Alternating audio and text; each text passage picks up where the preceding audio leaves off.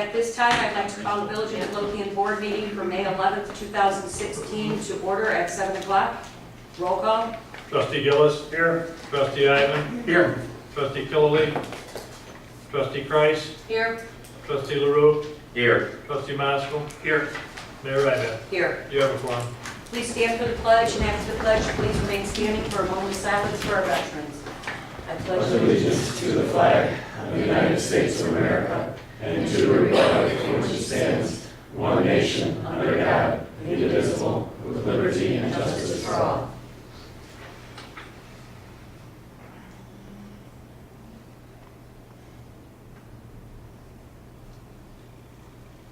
Thank you.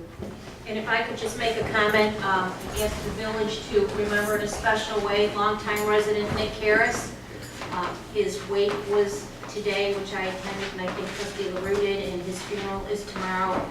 And I was honored, as was George Doden, to be on the June 23rd, 2010 honor flight with Nick Harris, who is one of our true Midlothian heroes, World War II veterans. So please keep Nick and his family in your thoughts and prayers. Thank you. At this time, I will open the floor to public comment. If you'd like to address the board, now will be the time. Yes. Valerie Weiskirk, Midlothian, Illinois. Recently, there's been a lot of flurry coming from Trustee Killily, who is not here. Perfect. Nah, and you know that the minutes would show whatever I had to say, let alone the video. Between Trustee Killily and Police Chief Kaufman in regards to social media.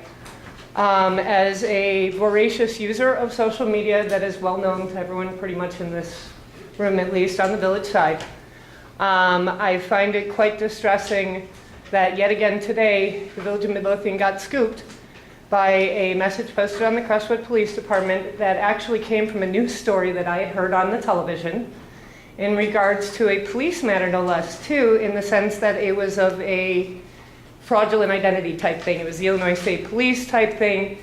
And I have those echoes of listening to both of them, you, speak. And I guess it's extra distracting, again, to know Crestwood put out notice, but we can't. With that being the foundation of where I'm heading, I'm extra distressed tonight in the idea that there is a video out there right now in which a Midlothian police officer is seen to be turning the camera off. Now, I have stood in this room shaking as I'm even shaking now since, my goodness, 2006, maybe even, 2007, somewhere in there. This mechanism has been the source of that tension. And to have doubt that our police chief is going to say anything to not only Sergeant Olmos in regards to the wrongness of the matter, no police officer, and it's been anchored in Illinois state law, federal law. We're allowed to record police officers while they're on the job, period. The fact that Sergeant Olmos did do that and it went out there, I didn't know how to speak it online, which is why I chose this forum to at least be a moment where I would at least share with you my distress, and that I hope this evening that matter of a police officer shutting off the camera, entirely unacceptable, and it betrays what we have pulled off so far. Nobody has ever came at me, never had that fear here.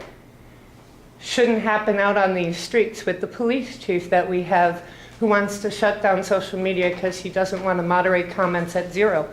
Just don't take any. Just put the information out and let us talk on our own walls. We'll assign our horrible comments to our names. Let's stop cheating the public, please, of that opportunity. And please cease that back and forth of, I'm afraid of what's saying, what's on Orland Parks. We're not Orland Park. Never have been, never will be. We're Midlothian. And we need to show it the way that I've seen it. And I'm just not seeing it, especially this week, especially out of our police chief. And yes, Sergeant Olmos, and I hope there is written record in his files about this matter and that it is brought out in the public. What resolution was brought forth in regards to this matter? Thank you. Thank you.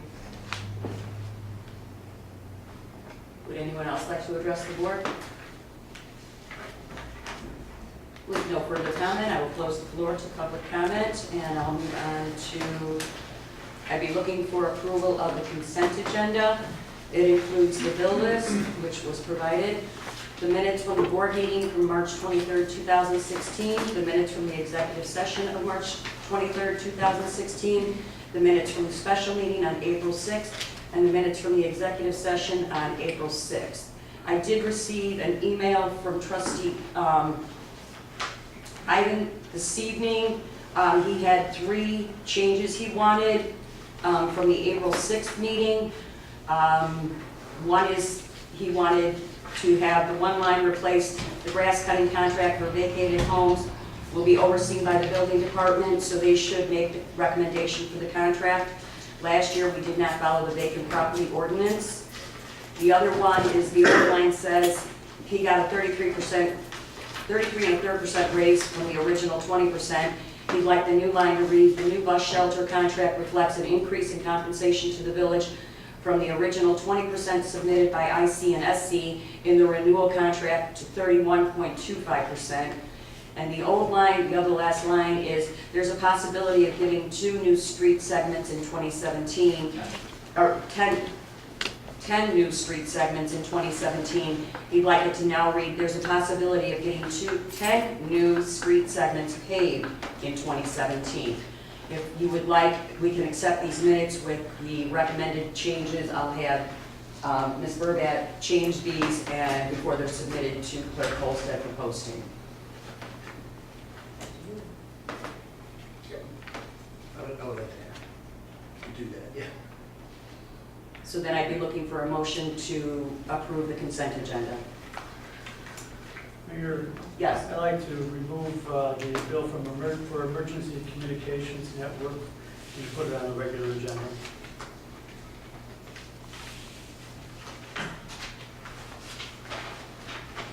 Hold on. I want to make sure I get the right one, sorry.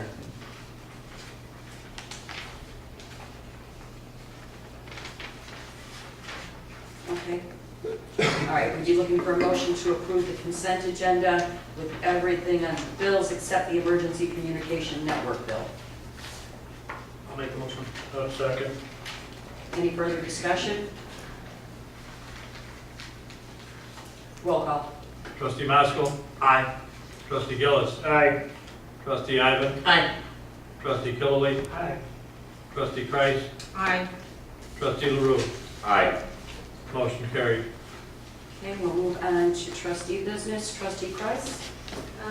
The first item under my business is the approval of the updated redevelopment agreement for Right Way. I submitted it to the attorney with the 2 changes. One was 180 days, Attorney Gleason, and the other was, help me refresh my memory. Yeah, the 180 days, I think it was from 90 to 180 days. Yeah, And they changed the size of the building. oh, this is much larger. This, yes, It went to this, 4,000, Yes. 5,000 from, I believe, like 3,200 maybe. so It's a bigger building. yes, it's a larger building, and hopefully increase sales. So I'd like to make a motion to approve the redevelopment agreement for Right Way Auto. Have a motion? I'll second. Any further discussion?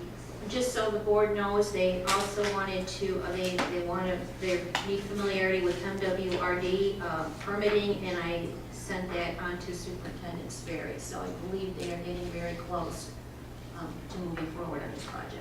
Okay, good. Roll call. Trustee Kreis. Aye. Trustee Maskell. Aye. Trustee Gillis. Aye. Trustee Ivan. Aye. Trustee Killily. Aye. Trustee LaRue. Aye. Motion carried. Second item under my business is the update from the Chicago Metropolitan Agency for Planning, Local Technical Assistance grant meeting on May 6th.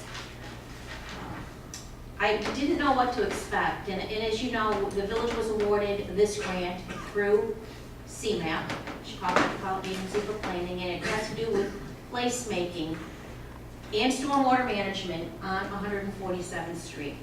And Tony Mano from CMAP, who was formerly with the RTA, is the lead on this project. And I didn't know what to expect at the meeting. This was the sign-in sheet. It was one of the best kickoff meetings I have ever attended, and those of you who know me, I attend a lot of meetings. We had 6 staff/engineer members from the Illinois Department of Transportation, which is rare to get IDOT at the table. 3 representatives from the Active Transportation Alliance, Molly Ocean, our good friend from the Center for Neighborhood Technology, myself, Superintendent Sperry, Jason Devoda and Tony Mano from CMAP, and Thomas Burke and Jeff Jolkowski from Christopher Burke Engineering, who CMAP is hiring to work on the stormwater management portion of this project. It was an incredible meeting. And I know that IDOT at times, they want to move traffic, and we're talking about slowing traffic and pedestrian enhancements, but their comment was that they were very appreciative that they were invited to this meeting. Many times they're giving plans, they do not have the opportunity for input.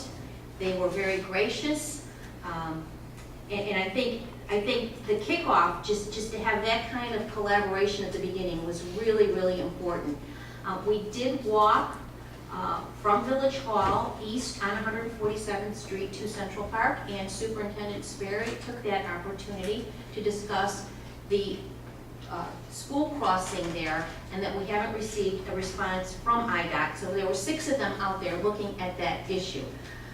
Next steps, Tony was meeting this week with the Active Transportation Alliance and Center for Neighborhood Technology to plan for an IDOT demonstration. We need to get that to IDOT for their approval. And very exciting, because we even had stormwater management engineers here. So I'm not really sure what this is going to look like in the end. They don't either. And Tony said he has never worked on a project like this. He's very excited. I think we were all very excited. And unfortunately, Superintendent Sperry isn't here, and he can't add and share in my excitement. So again, stay tuned. A lot of this work is going on in the background, and I think it's really going to change how Midlothian looks 2, 3, 4, 5, 10 years from now. So, great meeting, and we will be forming a steering committee, so we're going to need more volunteers.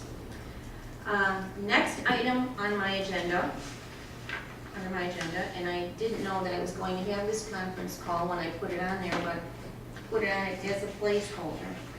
And yesterday, Peter Camberos, who is our environmental consultant under the U.S. EPA Brownfield Assessment Grant, and I had a rather lengthy conference call with representatives from Drive Time to try to work through the environmental issues and see what we could do to assist in moving the project forward.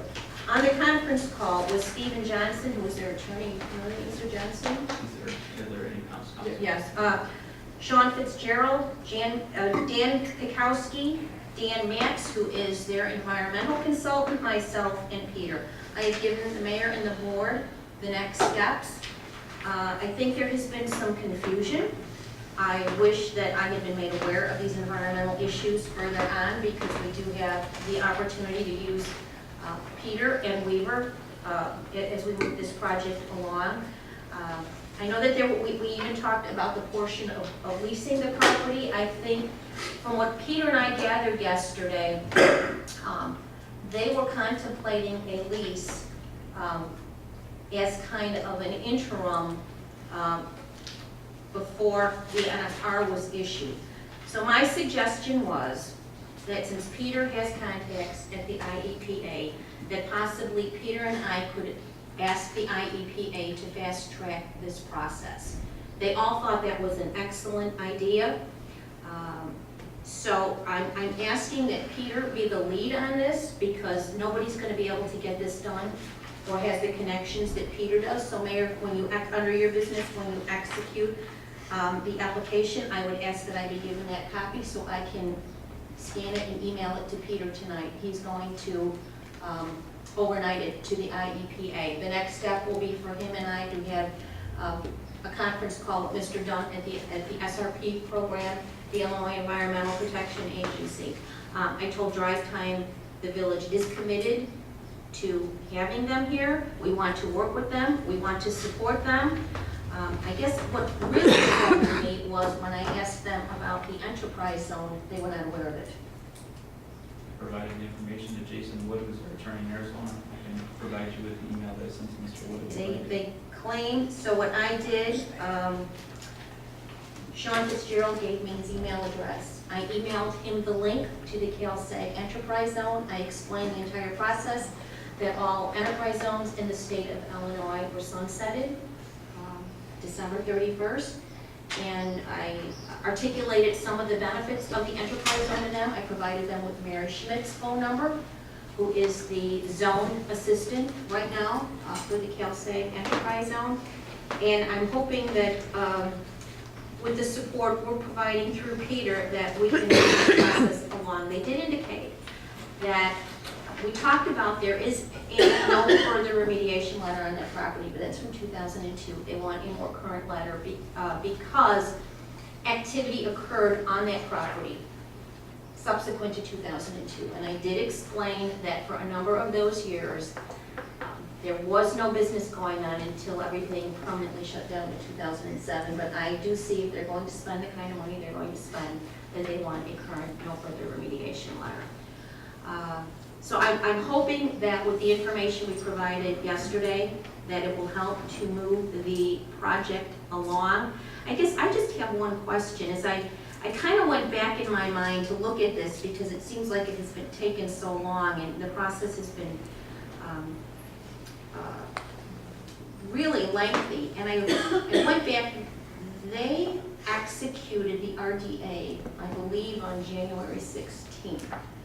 The village board executed the original RDA on August 12th. So what happened, why the gap from August to January? They were having a bunch of issues that they refused to sign it because of different issues regarding MWRD, them not understanding the permitting process. And so until they had those patched up, they wouldn't execute. Okay. Well, I'm hoping with Peter now involved that we can get through the environmental issues and hopefully close on the property. Anybody questions, comments? They opened a site in Hickory Hills, so they should have been aware of MWRD and Cook Yeah. County and. All I can tell you is what their attorney in Arizona was telling me, that they were having issues with, they were being required to videotape the sewer lines, and they didn't understand who was asking them to do that. They thought the village was. I spoke with the building department. They said we don't have, I looked at the ordinance, we didn't have an ordinance like that, and we came to the conclusion of the realization that MWRD was requiring, and that they had questions about the fencing that would be required and what type of issues they would have with that. So those types of issues were holding them up. And until all those were resolved, they were basically refusing to execute the RDA. Well, I'm hoping now we can move it along, and if you, when you execute it, give to me. I'm going to scan it and email it to Peter tonight, so we can, he can overnight it to IEPA, and we can start that process. And hopefully when we get on the phone with the IEPA and we tell them the size of this project and the property taxes and the sales tax that this will generate, hopefully they'll look favorably on it and try and move it along. But again, Peter told them with the conditions of the state of Illinois, we're not sure what their staffing is at the IEPA and how quickly we can move this through. But here is the timeline from Peter. If anybody has any questions. Any other questions or comments? I do want to read this email from Harriet, because I just am in awe of Harriet and everybody at Center for Neighborhood Technology. She sent this to me and Helen on Monday. Helen/Karen.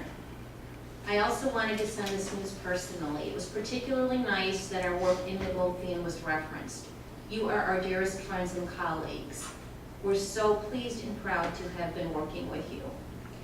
And Rain Ready wins National 2016 Excellence in Floodplain Management Award.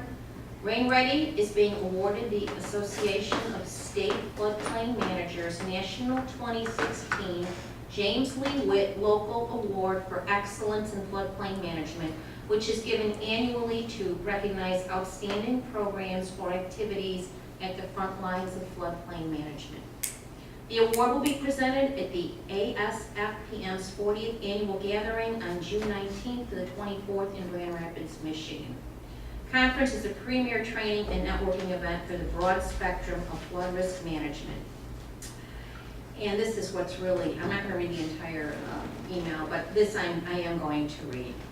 The Rain Ready Midlothian Plan, completed by CNT and supported in part by the Army Corps of Engineers Silver Jackets program, was adopted by the community January 27, 2016, and several other communities in Illinois are also engaged in the Rain Ready program. So again, every time the Center for Neighborhood Technology is recognized for their leadership with Rain Ready and stormwater management, our name is always included, and I'm very proud of that. And I think all of us who have worked with Rain Ready are. I just wanted to share that with the board. Harriet continues to look out for us, and again, submitted the application for hopefully a farmer's market next year. She did that over the weekend as well. Veterans Committee will meet on Monday evening here, and I'm sure most of the discussion will be about the parade. And I will look into the crazy meeting schedule again. Monday, Enterprise Zone, it's South Suburban Mayors and Managers, and Superintendent DeSimone, you will be there. I will.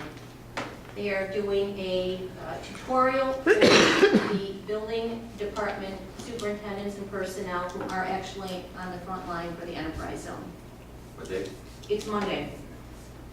And I believe it's at 10:30 or 11. I will double check it. They were going to have a public hearing, and that has been changed, so I will reconfirm the time if anybody's interested. I will let you know. 10:30 a.m. Yeah, but that might have changed. Oh. It was in my email to you. Okay. And next Wednesday at 10 a.m., we will have another Complete Streets meeting, and that will be about planning our event at the library on June 18th. And then on the 19th, we have Rain Ready at 10 a.m. And I believe that is all I have, unless anybody has any questions. No, thank you. Trustee Ivan? I just have a couple of things. Joe wanted me to mention that the new water main that was put in on Cicero Avenue is up and running.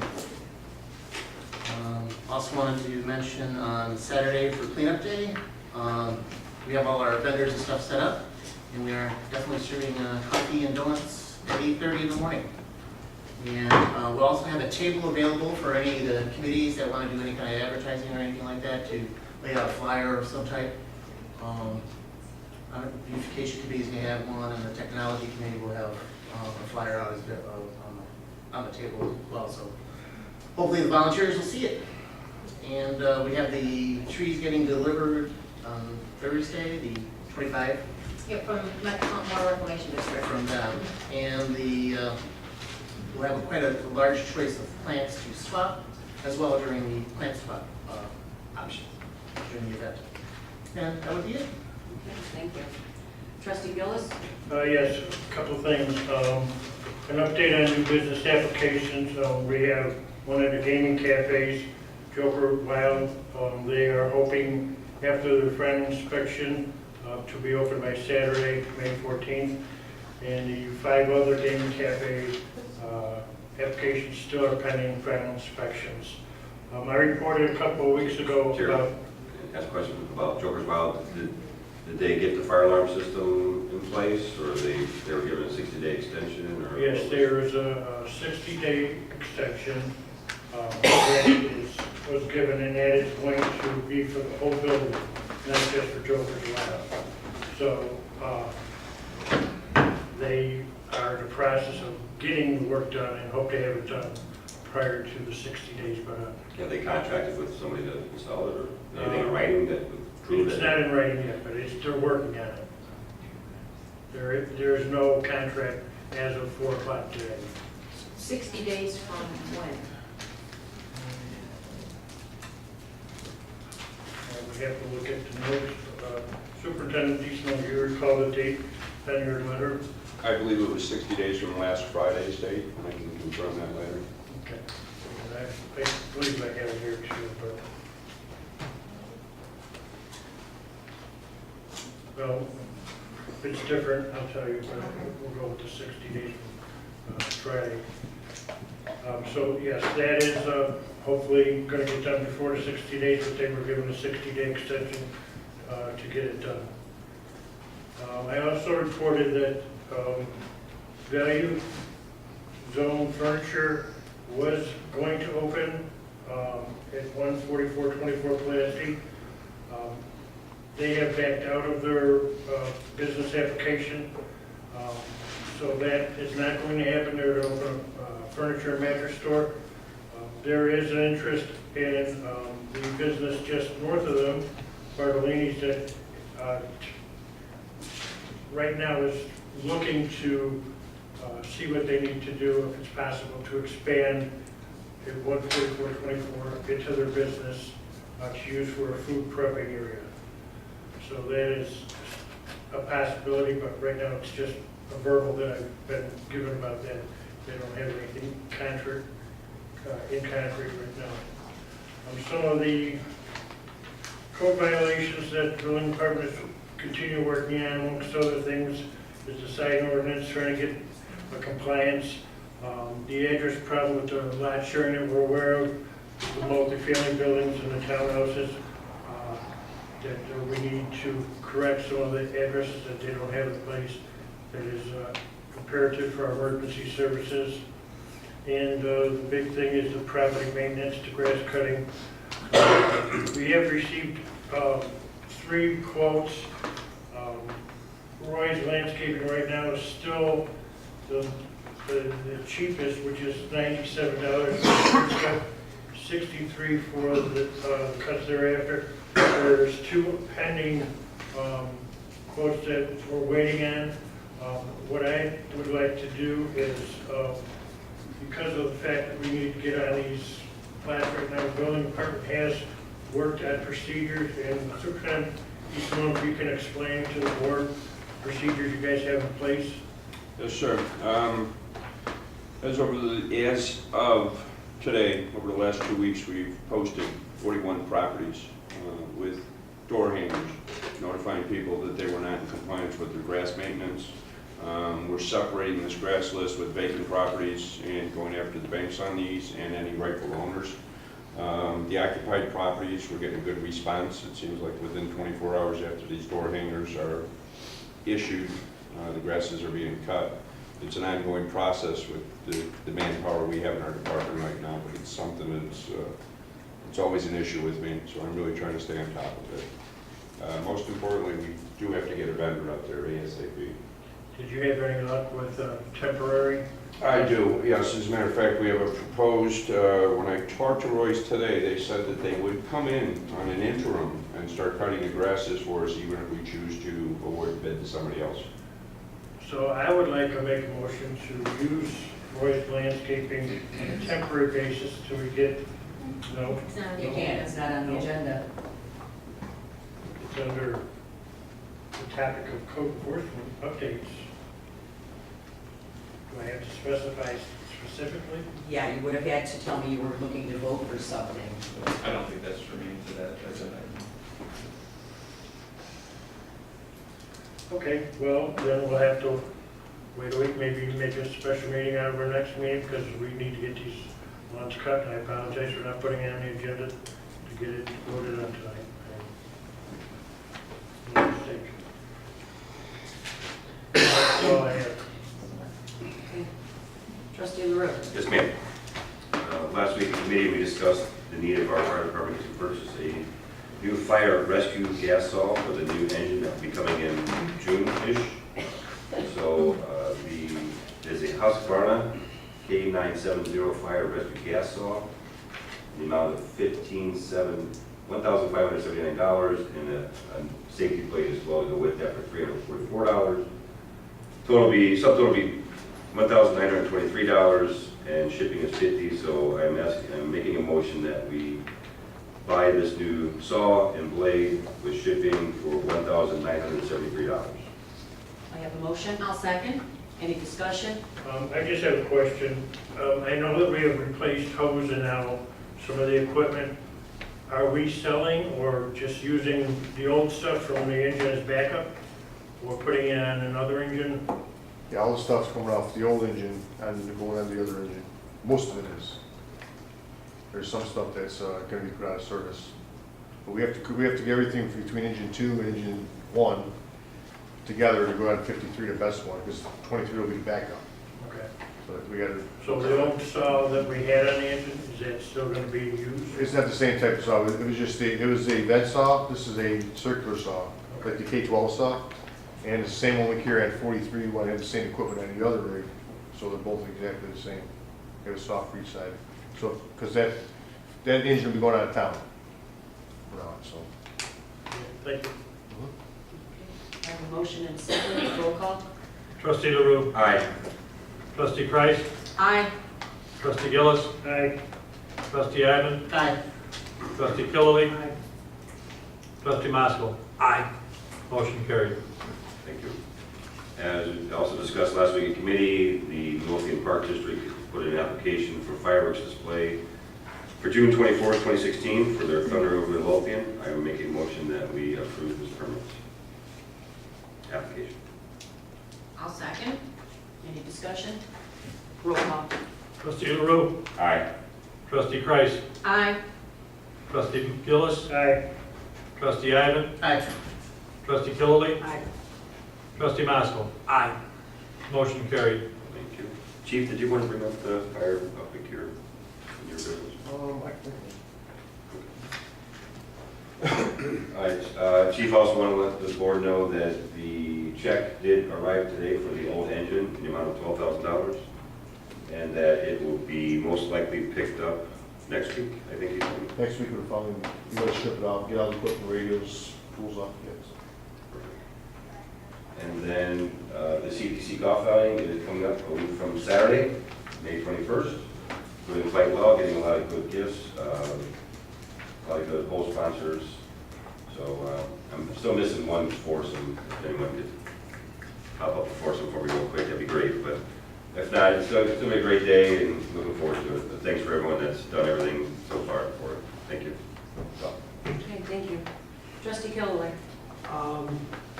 We have an agenda approval of policy for the village credit card. Actually, the board, hopefully each member received a revised policy this afternoon. I don't know if the board is prepared to discuss that now, if they want to postpone that when they have a chance to look at the revised policy. Basically, I think the revised policy just designated exactly who was going to be able to use the village credit card, which was the treasurer and the assistant office manager, as I understand it. Does the board want to discuss it now, or do they want to postpone that? Because I have some discussion about that too, but what do you want to do? Want to wait, or do you want to talk about it? I think it's a well-written policy. I agree. Um, You have concerns about it, so you I want to do. make a motion? Well, I have just questions. I'm always Mr. Question. There are other times when I'm signing the bills that, for fire and police, that they are using their associations to buy things online because they don't have a village credit card. So like the police association, the fire association is getting reimbursed from the village because basically they want to buy, the chief and especially has bought more things online, and he has no way of doing that. So I wonder if we could modify, if we should modify that policy that for use by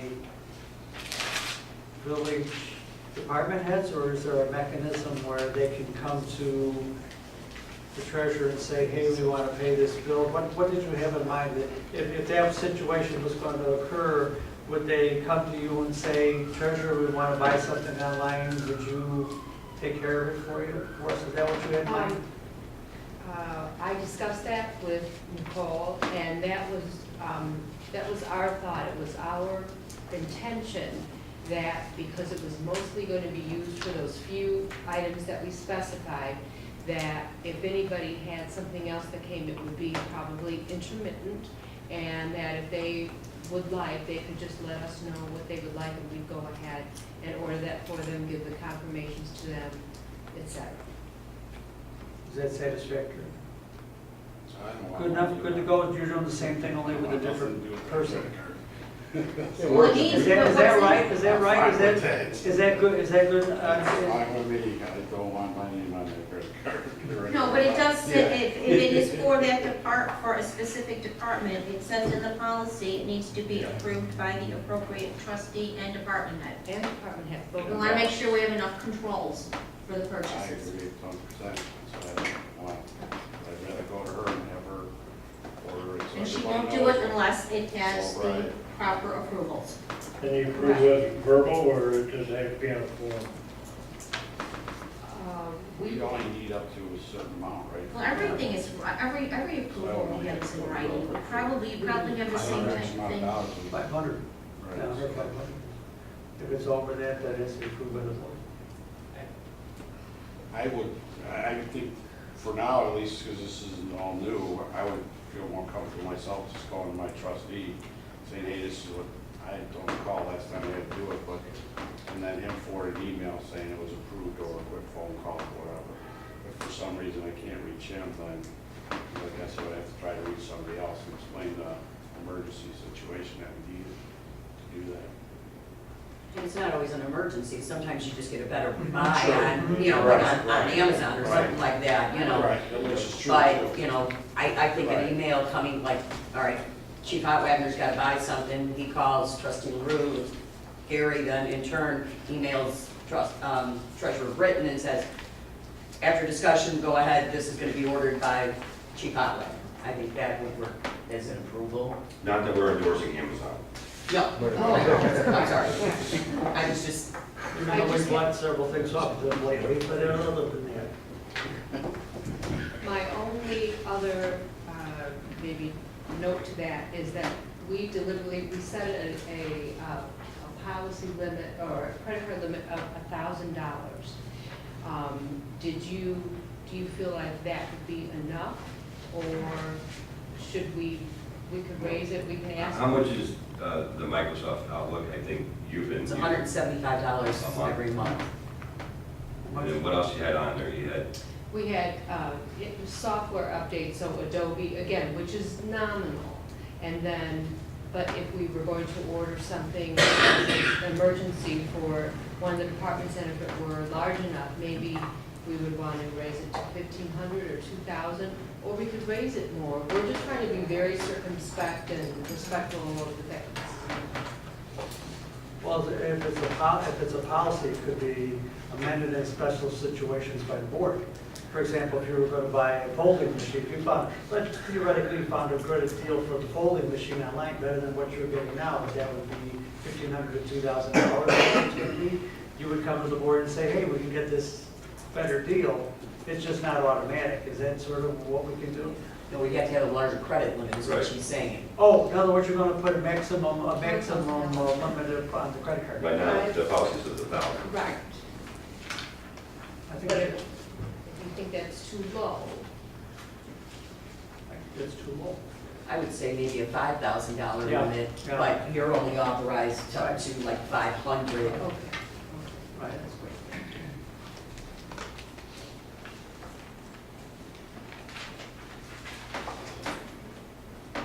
If we change it on its face to 5,000, is everybody okay with that? To approve it, so we don't talk it to death? How about 2,500? I know 2,500. Well, the reason I went to 5,000 is because he's saying a folding machine or something could run That would be 2,500. probably, that would, I think trustee LaRue's point is well taken. 2,500 sounds like a reasonable amount for a new program. But sometimes we're going to be buying equipment on the internet that's going to be more substantial, and we may be doing multiple charges. Now, that is, how often has that occurred? I don't think. Well, I it's know, ever okay, occurred. so the mechanism for amending it is just to bring it to the board saying, hey, we can, but you're going to have, we can only charge X amount of dollars per month. Correct, but I do believe if when I spoke to the CMB representative, that we would be able to go ahead and call up and have that limit raised. And we would not do that unless we got more approval. So change it on its face to 2,500?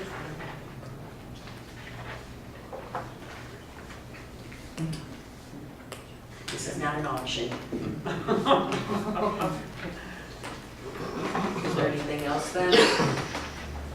Trustee Dolan? So may I make a motion to approve the amended policy for the use of the village credit?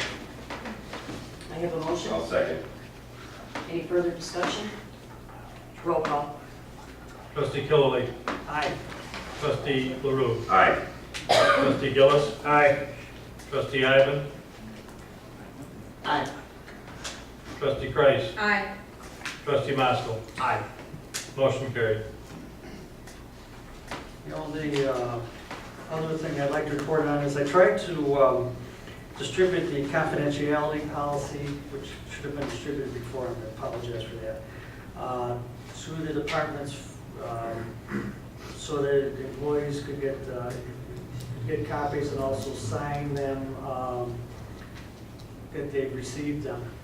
I ran into a roadblock and I was tipped off by Police Chief Kaufman asking me about, well, what's about on the policy that it doesn't apply to union representatives, and his comment was, well, if I only have 4 people in my department that are going to sign and 32 that can't, what good is the policy? So I think, basically, when we started this, I think we sort of discussed it, and I sort of thought that it was okay to distribute it to everybody, but obviously Attorney Felisa told me today does not, that we could get him an unfair labor practice by doing it this way. But there was a mechanism to get this sort of approved all at the same time. And is that right? I mean, from what I understand, we could have vetted this with the... We still can. Okay. I mean, I sort of dismayed because, I don't know why we didn't do that from the start, because it was, obviously it would make sense. I mean, the policy is well written and seems logical. And so, we sort of have to start all over. So I don't know if the board needs to discuss that we should start the process of getting this policy process approved by the unions. And I believe, my recollection is that was how the conversation went, is that we would get the unions to agree to the confidentiality policy Okay. and then make it Okay. everyone. Am I wrong? I mean, No, that was my recollection too. I because that's didn't what think- came out in their discussions. We're I gonna didn't make think there was an 3 issue people in with the it. fire department sign it, but there's 20 some others that wouldn't have to sign it. The ones that are actually Right. dealing with the HIPAA stuff. Right. So obviously, when we got we approved the policy, we didn't have the approval of the unions. So do we need anything to start that process? Formal? Send letters to them with the policy. I'll get Chief Kaufman, I know has rules on it. They have policies in place on this already, so to the extent we'll have to compare the new policy to whatever he's got in place, and I believe Chief Hotwagner's got something in place too. So I don't think it should be a major issue. It's a managerial right, what we're talking about, so we'll just have to bargain the impact if they want to. And they may not want to, we'll just give them the opportunity. And that way we'll cross our T's and dot I's. And if there's revisions, we may have to approve the revised policy. Or you may have a different policy. 2 different ones? Yeah, I don't know. The thing that will hang you up with the unions is you have disciplinary consequences in the policy, and they're going to say disciplinary consequences are subject to what we already have. They have procedures laid out in their bargaining agreements for discipline, so that'll be, I think, will be the only thing that they'll have a major issue with. The rest of it, they're already pretty much subject to. They're not allowed to disclose HIPAA protected information or protected information in the police department, things like that. They're already precluded by law from doing that, so I don't think this will be a major issue. Okay, so we sort of missed a step, but we can backtrack and rebuild that step. Okay, and that's all I have. Okay, Trustee Moskowitz. Yes, Mayor, a few items. I wanted to thank a couple people, Gene Bartecki and Mike Bartecki and Officer Croak for their time spent 2 weeks ago Saturday on April 30th at the DEA drug take-back. I understand we collected something close to 125 pounds of unused medication. I think we've done this now for several years, and it's always been successful. And I would like to thank those individuals for their time and for staying there during the day while people dropped off their medications.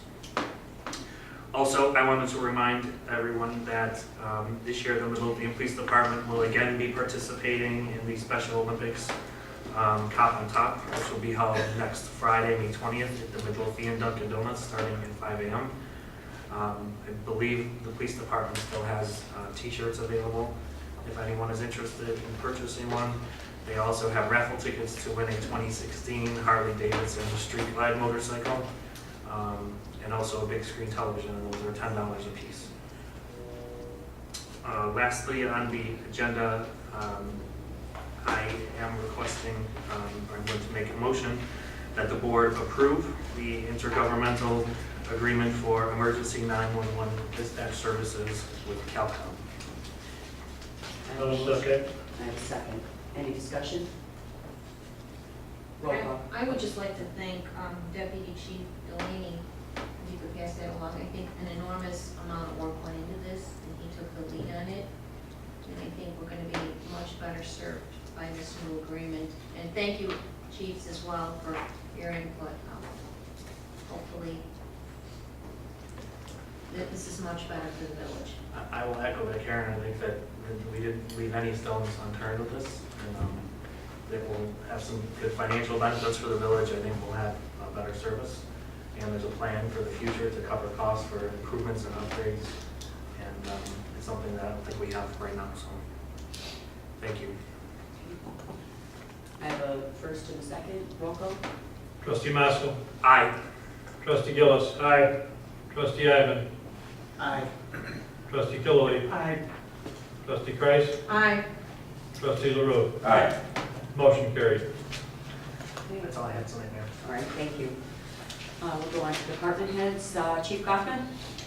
Yes, Mayor, just a couple things, just let you know, Sonny Panazzo graduated from Staff Command Friday, so we'll get done with that. So that'd be a big help. Little comments that, I can only say so much, but one of our agents, one of our officers made a recovery last week of $1.2 million. The village will be entitled to 20% of that eventually down the road. So that'll be nice. And that's all I have this time. Okay. Chief Wagner? Yes, Mayor, just a couple things. We did have a fire over the weekend over at east side of town. I did report to the board as soon as I had time to. Nobody's fallen during the fire, so there was no injuries by firefighters. Everybody did a great job, and I want to thank the police department again. Did a great job with securing the area and keeping the bystanders away. There was a lot of people out. It was daylight. Some people were campers. But yeah, they did a great job by keeping people away from us so we can do our job, and it was good. As Trustee Lewis said, we did sell the old engine. We're in the process of starting to pull radios and equipment and all the tools off of it. It'll be leaving hopefully in a week or so, but it is out of service. We're not using it because it's actually paid for it, so it's really not ours. We're just storing it for a little bit. And next week we will be going to Pierce to do a construction visit on a new engine, which hopefully will, if there's no issues that we find major, hopefully we'll be able to pick it up and deliver it to town sometime in June. And fire to procure, if I can have plans, I didn't forget. The guys from the firefighters approached me and they wanted to get involved in this. It's Fire Procure Chicago, and it's for it's kind of like the Make-A-Wish thing. This is one child, and you don't have the name. You have it? There you go. I guess. I won't get too involved. Should say. I was gonna say, you should have Yeah. said it. I didn't bring it. I knew you were going to say something. We got a little boy's name is Jack Higgins. He was born December 2nd. He contracted. He is diagnosed with acute lymphoblastic leukemia (ALL) just 14 days after his 5th birthday. And the diagnosis was shocking and all that stuff. And this Fire Procure works for children like this. And they do have a 90% success rate for him. It's a 3-year process. He was in the hospital as of last week. We're waiting to meet him and his family. He's supposed to come out. But our department will be directly working on this young boy. Here's a picture. Maybe you can see, but So everybody, he's, like I said, he was in the hospital, he's out, there's a picture of him in the hospital, real quick, and you can see it. We'll be putting it on our Facebook page, hopefully with the village approval and the village website. And there's ways you can donate money and stuff like that. And it all goes toward him and toward his cause, okay? It's not just towards the group, it goes to him and his family. The Fire Procure event takes place on July 30th from 11 to 5 at St. Xavier University, which is 3700 103rd Street. They have competitions. That's one of the reasons why the guys like this, is it's a firefighter competition they do. And neighboring departments get involved in this. It includes jousting fights, tug of war, a wing eating contest, an obstacle course, and a fire truck pull. So it gets really involved. I guess the highest they raised so far was $2,600 for one single family. We're trying to beat that usually. But our guys are really want to be competitive because all these kids are there and they get to watch the neighboring fire departments compete for the cause. During that event that day, they have face painting, stuff for kids, magicians, clowns. It's a family event. They do sell tickets at the door. It's $10 for an adult, $5 for a child, or $20 for a family, and kids 3 and under are free. So we got a lot of nice, big, strong guys who want to get into this fighting and jousting and pulling fire trucks. So we're thinking we're going to maybe win this thing. If they do win this thing, actually, the Fire Procure, they fly to do a national competition. They take these guys. And the winning department also gets and I believe it's the Sox out here. They get a thing for the whole department to go to the Sox game. It's paid for by the thing. So everybody's really interested in doing it, and I'll keep you all posted as we go along. Good luck. That's all. Thank you. Okay, thank you. Superintendent DeSimone. The only thing I'd like to report on is, and we briefly talked about it tonight, the importance of securing somebody on contract for our grass cutting list. We're already into May, and I mean, the issue with the grass and all the rains we've had, this is something that we really have, because it's our department that's actually fielding these calls on a consistent basis. You know, short of bringing my lawnmower from home and going out on my own time and starting to cut these grass, I really feel that this is very important. That's all I have, Mayor. I appreciate it, thank you. Engineer Koza? Just a couple things. Work is ongoing on a resurfacing program this year. We provided Superintendent Sperry a list of 5 candidate locations for Parkway Rain Gardens in accordance with the Quinn Street policy. So we're moving forward on that. And also, Ricky Rockets submitted to me, I believe, would be their 3rd submittal on their site plan, and I think we're getting pretty close. So that's all I have. All right, thank you. Treasurer Britton? At this time, under my business, I'd be looking for the mayor to be approved to sign the IEPA letter for drive time. I'll make that motion. I will second. I have a motion second. Roll call. Trustee Maskell? Aye. Trustee Kreis? Aye. Trustee Gillis? Aye. Trustee Ivan? Aye. Trustee Kilby? Present. Trustee LaRue? Aye. Motion carried. Just if I could get that form this evening so I can email it to Dave Kimbrell. Yes. At this time, I'd be looking for a motion to go to closed session to discuss the legalities of the vacating of the properties. Can't do that. Can't do that. Can't go to closed session for that. So we can ask questions when we go for the approval.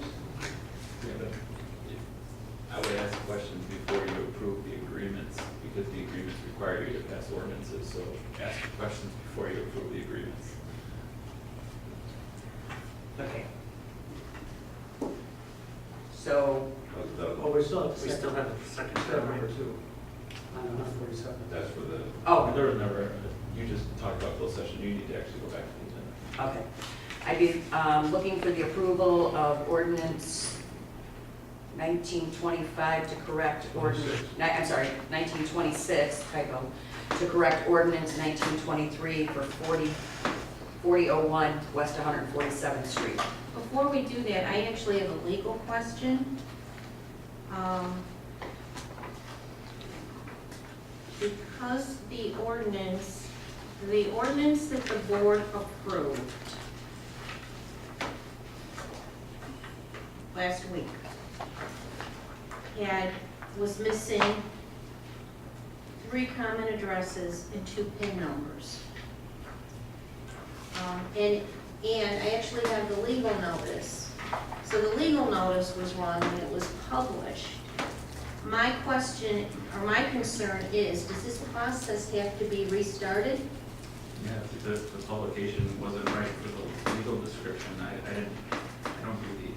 Nor do I, and the reason I discovered this was that one of the elements in this ordinance was that the owner agreed to an environmental assessment of the property through the US EPA program, and when I went Friday afternoon to prepare the access agreement for the property owner to sign, I discovered that on that property there are 4 common addresses and 4 PINs.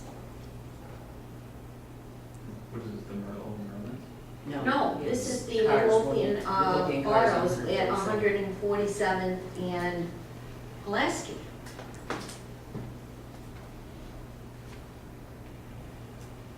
You're saying that we don't have the right address? The research I did, and again, I'm not an attorney, but it was pretty simple to find. There are 4 common addresses at that location and 4 PINs. Are we using, are all the pins, are the businesses on all the pins? I don't know. The business is on all of it, again, It's a small piece of property. but it has 4 pins. common addresses. No, basically, the building sits on partial of the 1 pin and majority on the second, and then there's 2 vacant lots next to it. So the business itself is on 4 common addresses with 4 PINs. No, the building, what the clerk is saying is that the building is on the pins that are defined here, and the building is where they're going to do the minor Okay. auto repairs. So if these are the pins that are listed in the publication where the repairs will be done, then that would be in compliance. But it would be missing a common address, correct? Because, Legally, the PIN number is the most important thing. for okay. the I notification. mean, again, I'm not an attorney, I just want to make sure we're following the letter of the law here. Because I didn't know where, all I know is that when we do this, the document for the access agreement, we need to have all 4, we have to have it complete. And it had to have all 4 PINs and all 4 common addresses for that. So what's the access for the IDA? Yeah, well, The access agreement. they may test other parcels of the property. Correct, So you may be correct. doing a different thing. Correct, Okay. correct. Mhm. But I just wanted to make sure that, that we were following the letter of the law here, because I wasn't sure where the building was on what pins. I just know when I did my limited research, this is what I came up with. Okay, So you're saying we are okay? If the pins in the notice are correct, that is where the building, where the special use is going to be done, then you're in compliance. I don't have it in front of me, so I have to assume that it is, the information was being given is correct. Okay, but it still has to be amended then to the new one, even though it was correct? You didn't give me this, so I don't know. what Okay. you Trustee Kreis found out that there were 4 common addresses, 4 PINs. So she said that we had to change the ordinance, but Mike's saying that the ordinance reflects where the special use is actually going to be used in the building. Then I don't think you need to amend the ordinance. Okay, so then 1923 would stand. Okay. Okay, so I didn't get the approval, so I'm just gonna make that go away. Okay, now I'd be looking for the approval of the vacation agreement for Laverne Avenue, 4923 West 144th Place. I'll make the motion. I'll second. So now's the time to ask questions. There you go, Okay, right. well, first of all, thank you for your response last night, Mr. Wilson. You're working, extra hours to try to respond. Thank you so much. So, You know, that did clear up a lot, but just to recap, there's 6 lots and 2 people are paying something for them and 4 people are not. Is that the nutshell of it? So you're vacating land next to 1, 2, 3, 4, 5 lots. And 2 of the lots, the adjoining owners are paying money to the village to encourage them to vacate those premises. The other property owners didn't have, they didn't respond, so they're basically not interested in paying money for the other ones. And the amount of money that is being paid is what the board had wanted to see, so that's why we set it up this way. And we met the other requirements of the other vacation before. It was equal, the one lot was equal, so that's done. The one related to the legal settlement. Yes, related to the legal settlement.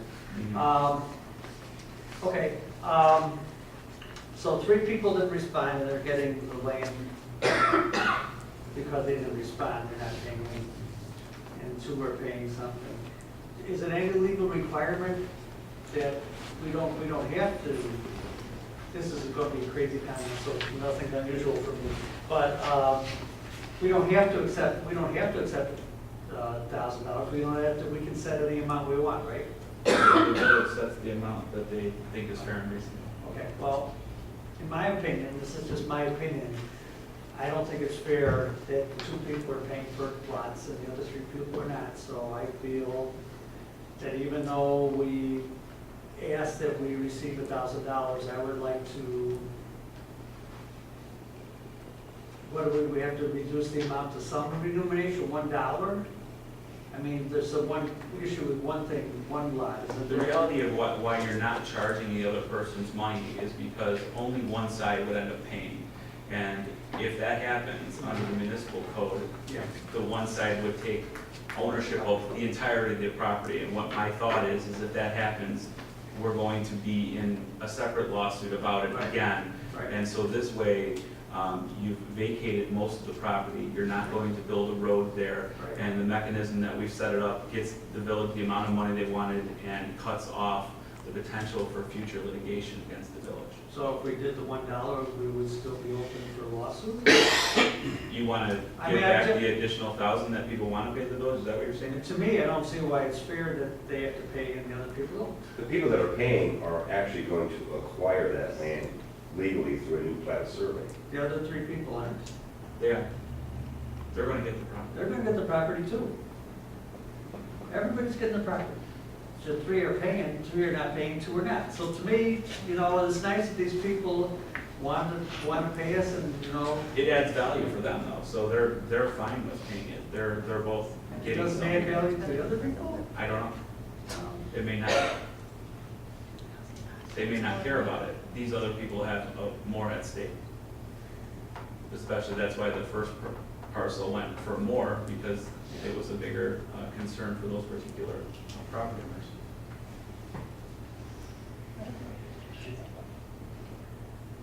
You know, I don't think it's fair. That's what I would say. I don't think it's fair they're paying, the other people aren't. I think we should try to make it equal for everybody, even though they feel it's worth more to them, okay, but. But on the other hand, we've expended so many resources on this.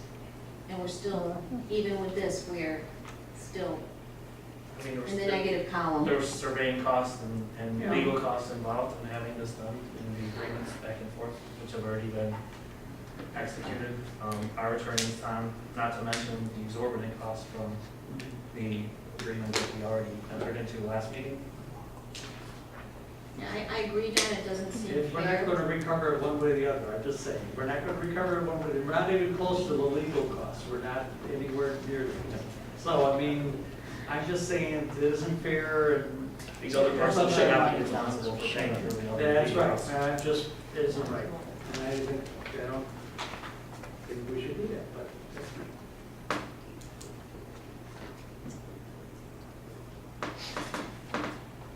I guess my question would have been, would we have, would we have had any recourse if we had known about this beforehand, that there was a possibility that some of these property owners would not have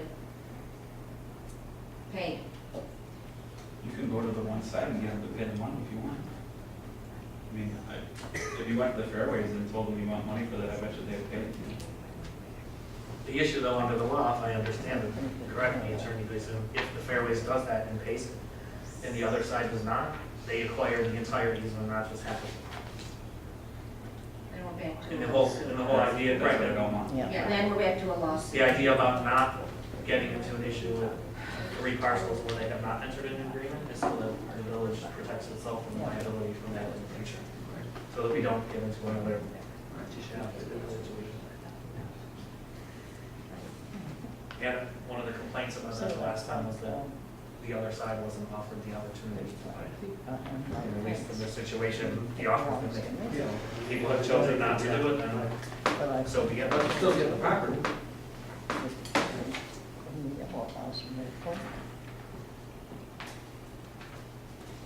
Any further discussion? I have first and second, roll call. Trustee LaRue. Aye. Trustee Maskell. Aye. Trustee Gillis. Aye. Trustee Ivan. Abstain.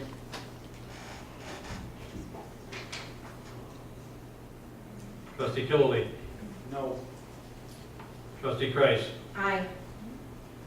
Motion carries. I'd be looking for the approval of the vacation agreement for Laverne Avenue at 4929 West 144th Street. I'll make a motion. I'll second. Any discussion? Roll call. Trustee Maskell. Aye. Trustee LaRue. Aye. Trustee Gillis. Aye. Trustee Ivan. Abstain. Trustee Killily. No. Trustee Kreis. Aye. Motion carried. I'd be looking for the approval of the ordinance vacating portions of Laverne Avenue south of 144th Street. I'll make that motion. I'll second. Roll call. Trustee LaRue. Aye. Trustee Gillis. Aye. Trustee Ivan. Abstain. Trustee Killily. No. Trustee Kreis. Aye. Motion. Trustee Maskell. Aye. Motion carried. Okay, I got to vote on ordinances. I vote aye. Yeah. I vote on both the ordinances, or just The ordinances, you have to vote with the vote that way it's going, you have to vote. Okay. For the approval of the ordinance vacating portions of Laverne Avenue south of 144th Street, Mayor votes aye. For the approval of the ordinance vacation portion of Laverne Avenue north of 144th Street, Mayor votes aye. Motion carries. Okay, anything under clerk? Okay. We didn't do the north. Oh, We voted. I Already voted now. pre-voted. Oh, I thought we didn't vote. Okay, I'm sorry. So we need the ordinance 1928. Got it. I'd Okay. be looking for approval to, I thought I Motion. said this one already, I'm sorry. Approval of the ordinance for Motion. vacationing portions of Laverne Avenue north of 144th Street. I'll make the motion. I'll second. Roll call. And I've already pre-voted. Trustee Gillis. Aye. Trustee LaRue. Aye. Trustee Ivan. Abstain. Trustee Killily. No. Trustee Kreis. Aye. Trustee Maskell. Aye. Mayor Ryder. Aye. Motion carried. Okay. Okay, now we'll go on to clerk's business. Anything this evening? I have nothing. Okay. And with that being said, at 8:09, I'd be looking for a motion to adjourn. I'll make the motion. Second. All those in favor? Aye. Opposed? We are adjourned.